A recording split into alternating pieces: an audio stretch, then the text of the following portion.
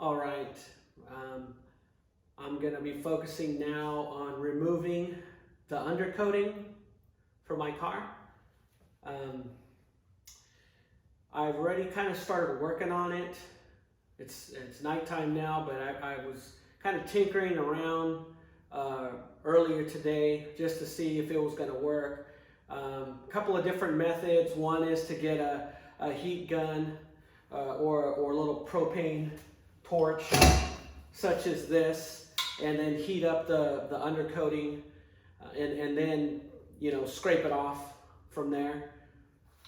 And there's a few different ways to do it, and I wanted to just see if I could get it off, if it would just kind of chip off. So what I ended up doing is I used one of these scrapers that I use to take the windshield off on my windshield removal video. So I wanted to just see, and then I used just a hammer, you know, with the rubber, kind of hard rubber end on it, to kind of just see if I can chisel some of that off. You know, it's cold right now. It's, you know, probably it's in the 50s, low 50s, which is cold for around here. So anyways, being that it's cold, I think that had a kind of a role to play in it, but it started chipping off. So I got a good little section, probably this much, chipped off already. What I'll do in the daylight is I'll shoot the camera into there so you can kind of get an idea how it's coming off. But I use this basically just to get started. And then I went and picked up this non-marring scraper set. So what I needed is something kind of with a handle on it, so I could, you know, hit it with the hammer. Or, you know, what I was doing with this is I was hitting it with the hammer, but obviously when I'm doing that, I'm also messing up the end on this side. But it still managed to chip off either way. So anyways, so this is what I'm going to use for that. I wanted to also thank Dan for commenting on my windshield removal post about a tool that you could actually use to remove the clips to take off the stripping that goes around the front windshield. So Dan kind of directed me on what to look for. So just came in. So this way, wanted to share it with you all. So you're doing a similar project, you could know what tools best to use, rather than me. You know, I was using one of these, just kind of fishing around underneath the stripping there, trying to figure out where the clips were. This tool here, you stick it right under there, and it just unhooks. It's pretty sweet. So thank you, Dan, for directing me to this tool. So I want everybody out there to see that. Also, I want to talk a little bit about, I'm just going to share a little bit right now, but there'll be another video dedicated to it later in my series. It is called a true slap detent plate. And what you do is, if you have the automatic transmission with the console shifter, what they call the horseshoe shifter, where you have to basically, you know, pull on the handle and then bring it back to get into, you know, if you want to bring it down to the gears below drive. So what this actually does is it allows you to go ahead, let's say if you're at the track, and it'll let you go ahead and put it down in the first gear. So when you mash on the gas, rather than having to lift up on the handle to bring it to second and then to third gear, all you have to do is just hit it, and it'll bring it up to, you know, from first to second to the third gear on your automatic transmission. That's pretty cool. So this is and I'll do another video on this later on down the line. Of course, you know, especially when I get the car up and running, do a little test drive. But let me see. This is what the plate looks like. See if it's gonna Kind of don't want to take it out of the back, but let's see. I don't want to drop screws and everything all over the place, our washers. Let me get it out here. But this is what the plate looks like right there. So it's pretty cool. So this bolts up to the console shifter. And then it also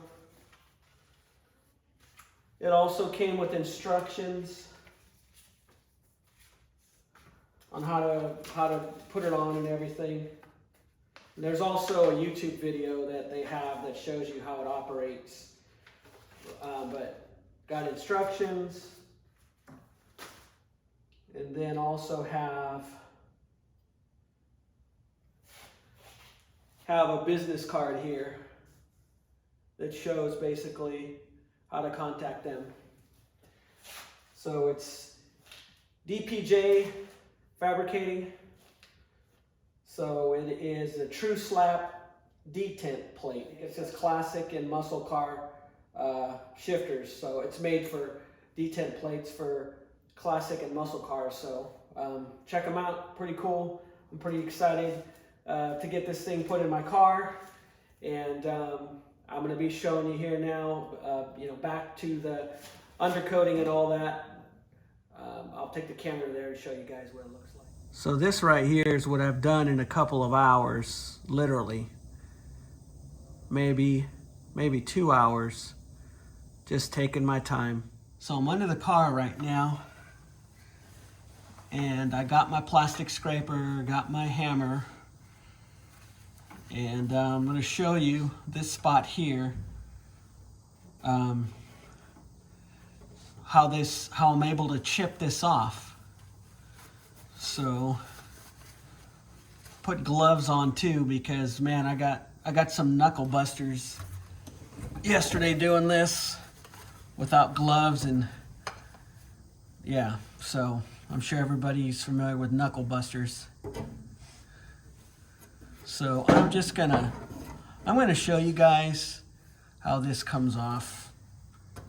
I'll start with this edge here, and this way you guys can just kind of get an idea. Look at that. Pretty cool, huh? Now, one thing to keep in mind is watch when you just tap it, because you don't want to put dings or dents all in the bottom of the undercarriage here. So keep that in mind too. And also one thing too, with a torch, if it does come to that where we have to use a torch, keep in mind that if you heat this metal too much, you're going to warp it. So again, that's kind of why I'm choosing to just take my time and chip it off. See that? Look at that. It's just that's what I'm saying. If you just take your time and tap it.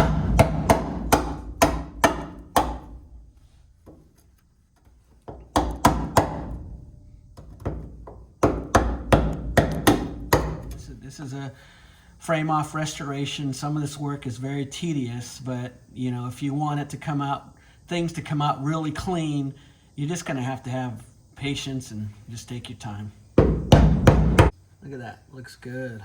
Okay, this spot here looks like a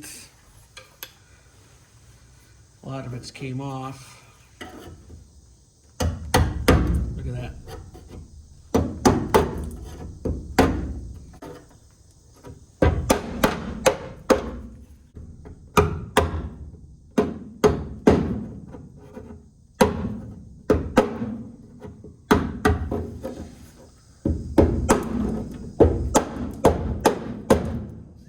Coming off. This section seems to be coming off a lot easier. Again, there's a couple of sections that are really difficult that I'm going to have to spend some time on, but there's also some areas like this that's just coming right off. Look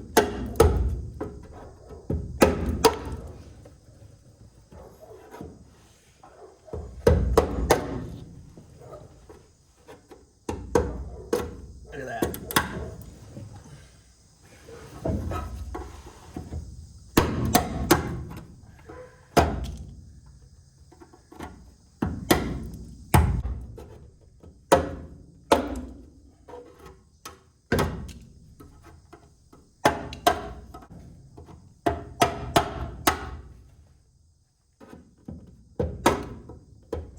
All right, so you can see here, I got about 98% of all the undercoating off on this side of the car. And within this camera shot, there's a little bit that I haven't done on the other side of the camera shot, just a small area. But other than that, this half of the car is pretty much done, and it didn't really take me very long, just a couple of hours. Okay, so that kind of gives you an idea of what I'm dealing with in regards to taking off the undercoating. So some of the areas are coming off pretty easy. They're just coming off in big chunks. Others, you know, little small chunks. And then